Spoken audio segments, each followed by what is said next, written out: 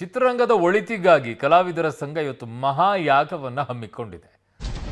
ಎಲ್ಲಿ ಸ್ಯಾಂಡಲ್ವುಡ್ನ ಸಂಕಷ್ಟ ಪರಿಹಾರಕ್ಕಾಗಿ ದೇವರ ಮೊರೆ ಹೋಗಿದ್ದಾರೆ. ಸೊ ಇವತ್ತು ವಿಶೇಷವಾದಂಥ ಹೋಮ ಹವನವನ್ನು ಮಾಡ್ತಾ ಇದ್ದಾರೆ. ಗಣಯಾಗ, ಆಶ್ಲೇಷ ಬಲಿ, ನಾಗಾರಾಧನೆ, ಮೃತ್ಯುಂಜಯ ಹೋಮ, 8 ಪುರೋಹಿತರ ತಂಡದಿಂದ ವಿಶೇಷ ಹೋಮ ಹವನ ಮಾಡಿಸ್ತಾ ಇರೋದು. ಚಿತ್ರರಂಗದ ತಜ್ಞರು, ತಂತ್ರಜ್ಞರು ಸೇರಿದಂತೆ ಕಲಾವಿದರು ಕೂಡ ಇದರಲ್ಲಿ ಭಾಗಿಯಾಗಿದ್ದಾರೆ.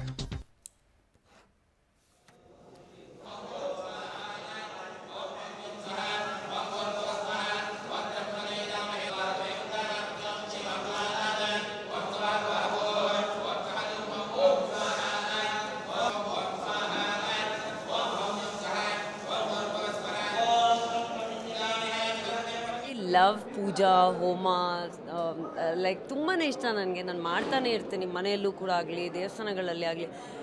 ಆರ್ಟಿಸ್ಟ್ ಅಸೋಸಿಯೇಷನಲ್ಲಿ ಈ ಥರ ಆಗುತ್ತೆ ಅಂತ ಅಂದ್ಕೊಂಡಿರಲಿಲ್ಲ, ಬಟ್ ವೆರಿ ನೈಸ್.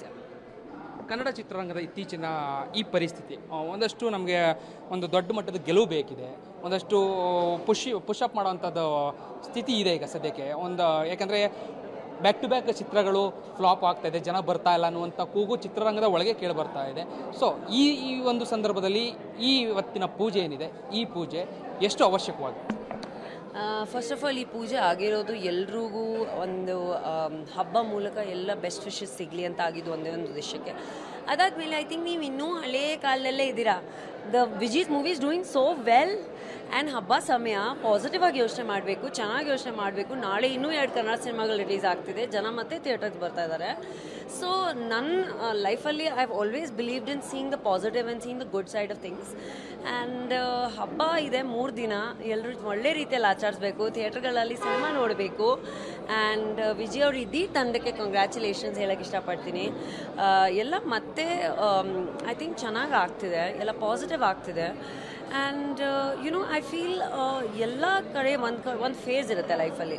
ನೀವು ಒಂದೊಂದು ಸತಿ ಮೇಲೆ ಇರ್ತೀರ, ಒಂದೊಂದು ಸತಿ ಕೆಳಗಡೆ ಇರ್ತೀರ, ಸಕ್ಸಸ್ ಆಗಿರ್ತೀರ, ಫೇಲಿಯರ್ ಆಗಿರ್ತೀರ. ಸೊ ಅದನ್ನು ತಲೆಯಲ್ಲಿ ಮತ್ತು ಮನಸ್ಸಲ್ಲಿ ಇಟ್ಕೊಡ್ದೆ ಜಸ್ಟ್ 100% ಜೆನ್ಯೂನ್ ಆಗಿ ನಮ್ಮ ವರ್ಕ್ ನಾವು ಮಾಡಿದ್ರೆ I think that's more important. ಒಂದಷ್ಟು ಚರ್ಚೆಗಳಾಗ್ತಾ ಇದೆ, ಯಾರೋ ಒಬ್ಬ ವ್ಯಕ್ತಿಗೋಸ್ಕರ ಪೂಜೆ ಮಾಡ್ತಾ ಇದ್ದಾರಂತೆ ಕಲಾವಿದರ ಸಂಘದಲ್ಲಿ, ನಾವೆಲ್ಲರೂ ಯಾಕೆ ಭಾಗಿಯಾಗಬೇಕು? ಯಾರೋ ಒಬ್ಬ ವ್ಯಕ್ತಿ ನೇರವಾಗಿ ಹೇಳಿದ್ರೆ ನಟ ದರ್ಶನ್ ವಿಚಾರದಲ್ಲಿ ಪೂಜೆ ಮಾಡ್ತಾ ಇದ್ದಾರೆ, ಅವ್ರಿಗೋಸ್ಕರ ಯಾಕೆ ಪೂಜೆ ಮಾಡಬೇಕು?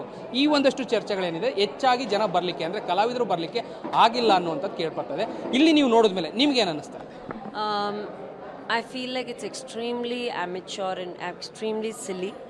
ಈ ಥರ ಮಾತಾಡಲೇಬಾರ್ದು. ಫಸ್ಟ್ ಆಫ್ ಆಲ್ ಯಾರಾದರೂ ಇವಾಗ senior artist and senior most people of the industry, ದೊಡ್ಡನವರಾಗಲಿ, ರಾಕ್ಲೈನವರಾಗಲಿ, ಜಯಮಾಲಾ ಮ್ಯಾಮ್ ಆಗಲಿ, ಎಲ್ಲರೂ ಸೀನಿಯರ್ಸು. ಈ ಥರ